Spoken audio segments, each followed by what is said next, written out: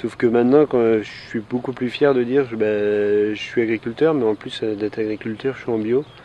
Et bientôt en biodynamie. Et quand je dis ça, vraiment, c'est.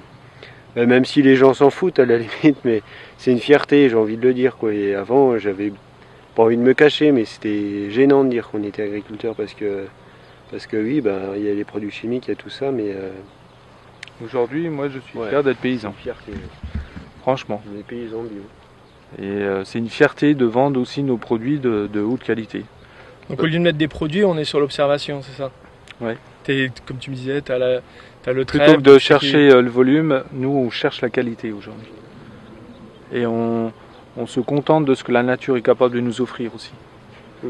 Il ne faut pas chercher à vouloir demander plus si elle n'est capable que de nous donner ce qu'elle nous donne. Ouais, C'est ça, il faut accepter aussi ce qu'elle nous donne, la nature.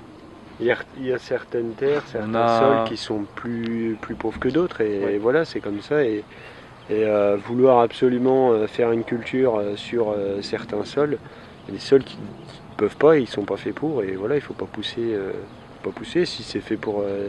Enfin, je veux dire, c'est complètement débile de vouloir absolument cultiver du maïs, par exemple, sur des cailloux, quoi. C'est tout. À la place sur les cailloux, il y a peut-être des arbres qui vont se plaire ou de l'herbe, et voilà, et les vaches elles pâturont dessus, et voilà. Et après, chercher, il y a toujours des méthodes alternatives pour réussir à. Mais bon, à chaque fois, c'est chercher à combattre contre la nature, quoi, on va dire presque. Donc, faut accepter. Et justement, pour moi, c'est le point clé de notre métier, c'est savoir observer. Savoir observer ces animaux, savoir observer ces plantes. Et la nature n'est pas toujours gentille avec nous, hein. On subit parfois des aléas climatiques qui sont assez durs. Mais justement, il faut observer qu'est-ce qui se passe dans ces moments-là et comprendre pourquoi il y a ces phénomènes-là pour justement contrer ou pouvoir passer beaucoup plus facilement ces caps-là. Et ça, c'est vraiment une analyse, une observation, quoi. Les animaux sont très réactifs à tous ces problèmes climatiques.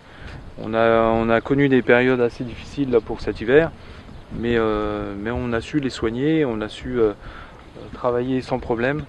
On fait de l'homéopathie pour les animaux, même pour le sol, et ça marche très très bien, quoi. Je trouve que tout ça, c'est vraiment une belle harmonie, quoi.